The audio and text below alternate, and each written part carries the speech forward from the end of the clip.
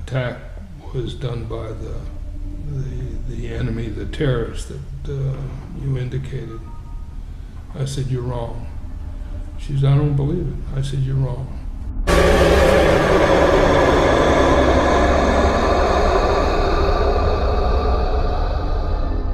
Albert Byrd Newton Stubblebine III fue un general del ejército de los Estados Unidos, cuya carrera en servicio activo abarcó 32 años. Aunque también tenía una maestría en ingeniería química de la Universidad de Columbia. Comenzó como oficial de armadura, luego pasó a la inteligencia militar, llegando a ser comandante general del Comando de la Inteligencia y Seguridad del Ejército de los Estados Unidos desde 1981 hasta 1984, cuando se retiró del ejército. Después de que Stubblebine se retiró del ejército, trabajó como vicepresidente de la BDN Corporation. Se retiró de ese trabajo en 1990. Ese mismo año, fue incluido en el Salón de la Fama de Inteligencia Militar. Pero en 2016, sorprendió a la opinión pública con unas explosivas declaraciones acerca del atentado terrorista del 11 de septiembre de 2001. Al poco tiempo de esta entrevista y algunas otras que dio sobre el mismo tema, Stubblebine murió el día en que cumpliría 87 años. Aquí te dejo aquella declaración que probablemente fue la causa de su muerte a manos del gobierno de los Estados Unidos. I'm Major General Albert Newton Stubblebine III, U.S. Army retired, and I spent 32 years in the military, and ended up as a Major General. In my last assignment, I was responsible for all of the Army's strategic intelligence forces around the world. 9/11 happens. At the time, my wife and I were in Hawaii. We were attending a conference. 3:30 in the morning, I get a phone call.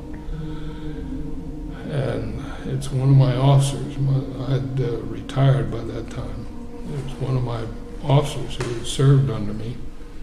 And she said, "Sir, the United States is at war." I said, "See, what are you talking about?" She said, "Listen to me. Go turn on the television. The United States is at war." I still didn't believe. I go turn on the television. Bingo, I see the towers coming down. I said, "Oh, that's a joke." I switched channels, towers going down. I switched channels, towers going down.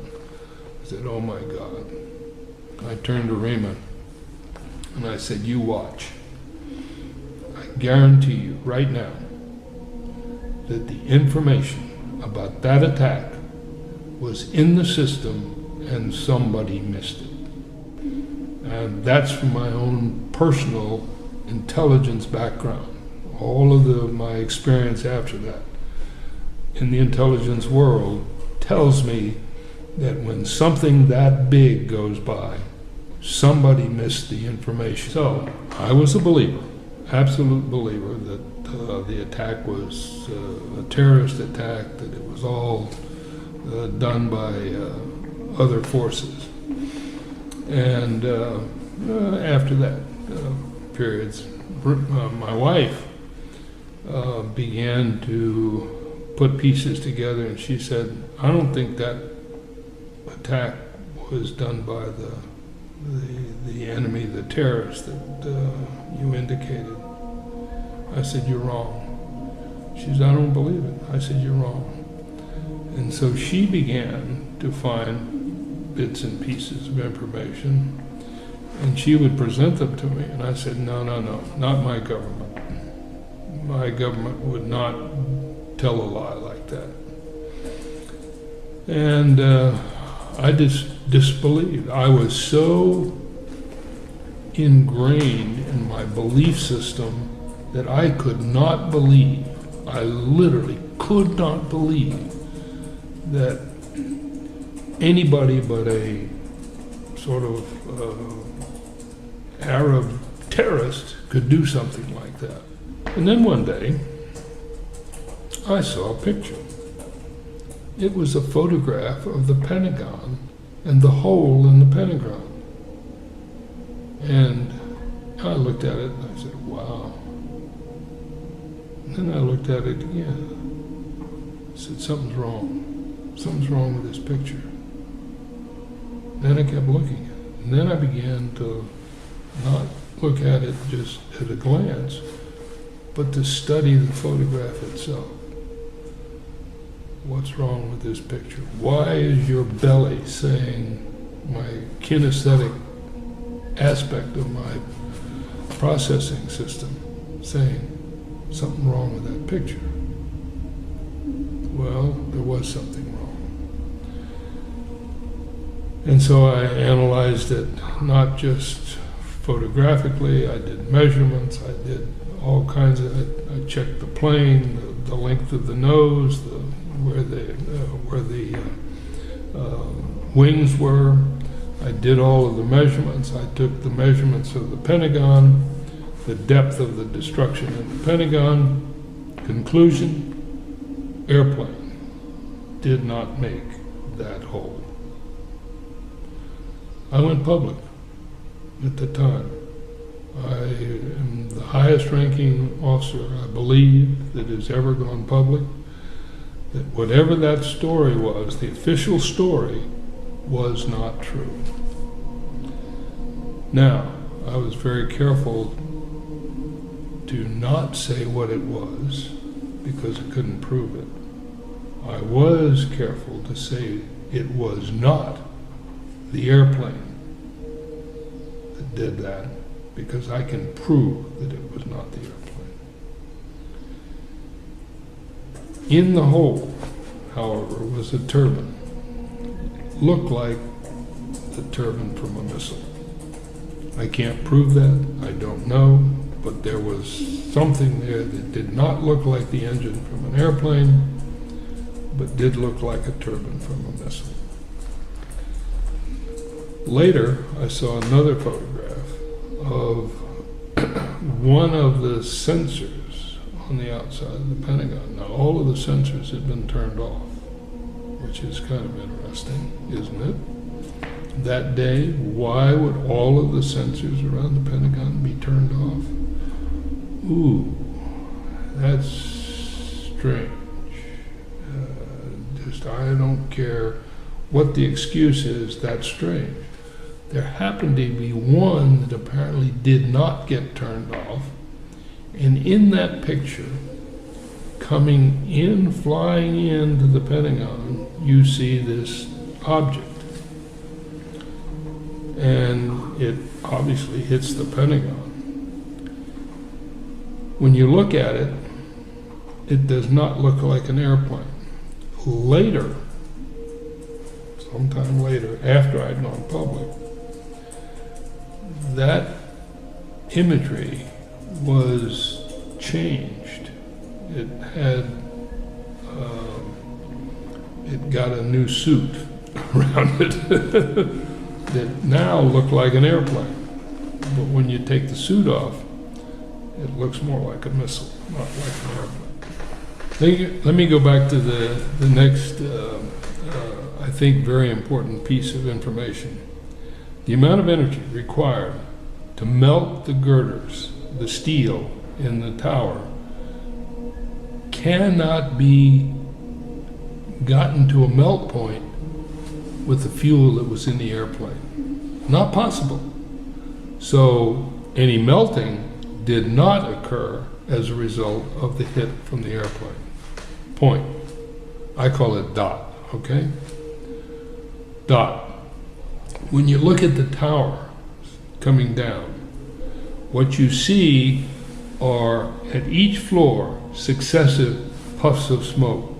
Puff, puff, puff, puff, puff, all the way down. What are the puffs of smoke coming from? Well, they claim they're from the collapsing floors. No.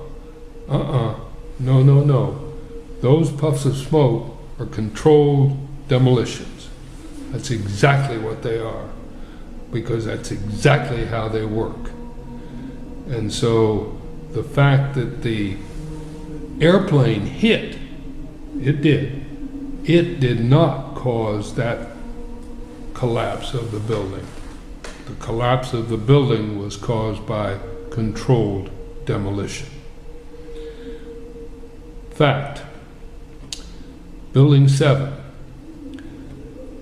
Silverberg, I believe is the name of the owner, was on video, and you could see Building 7. You could literally see it.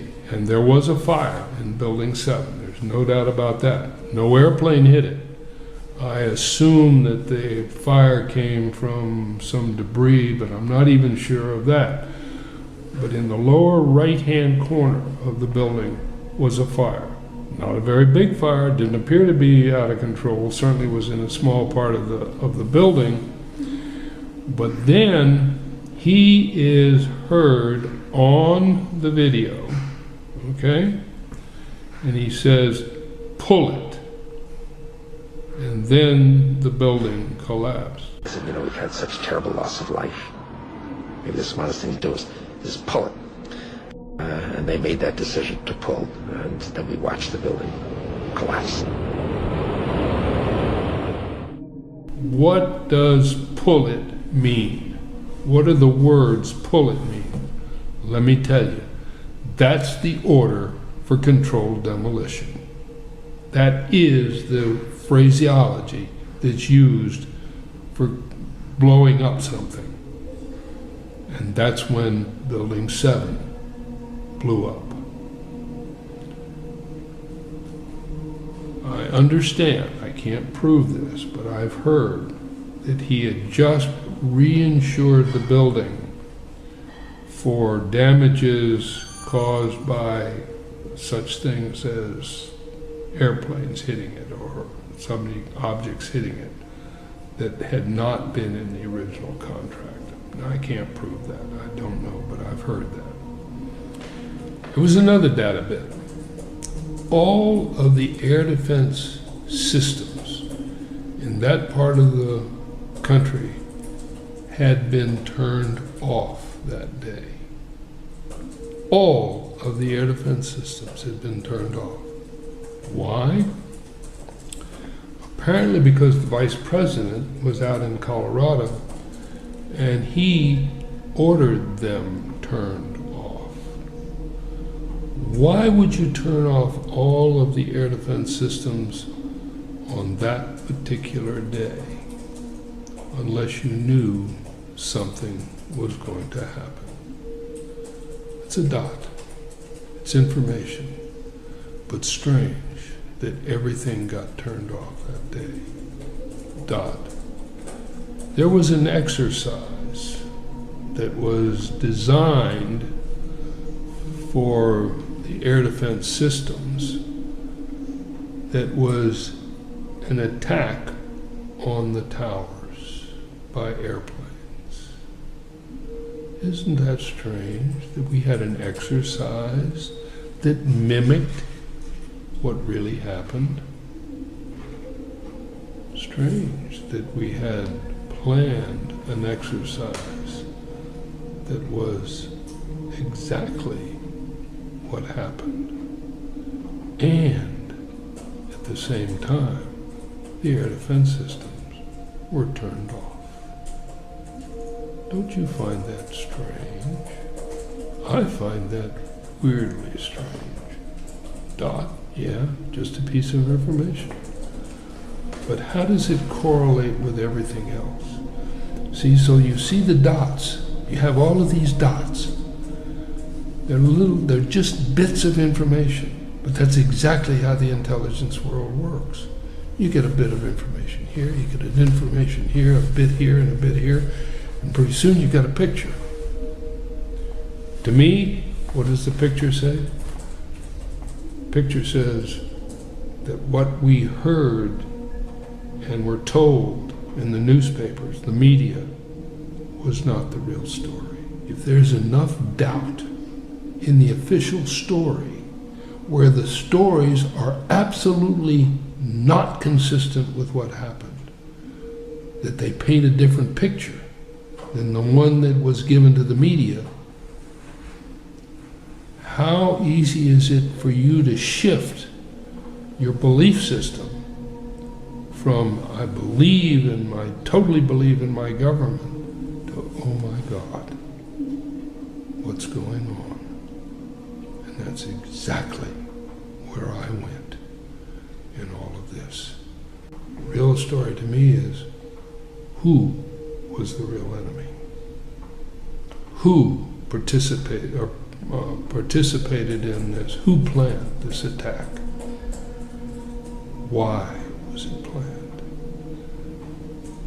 Were the real terrorists the people in Arab clothing? Or were the real people that planned this the people sitting in the authority in the White House? Si te ha gustado mi contenido, por favor suscríbete. No olvides activar la campana de notificaciones para que no te pierdas ninguno de mis videos. Te ha hablado la voz de tus miedos. Hasta pronto.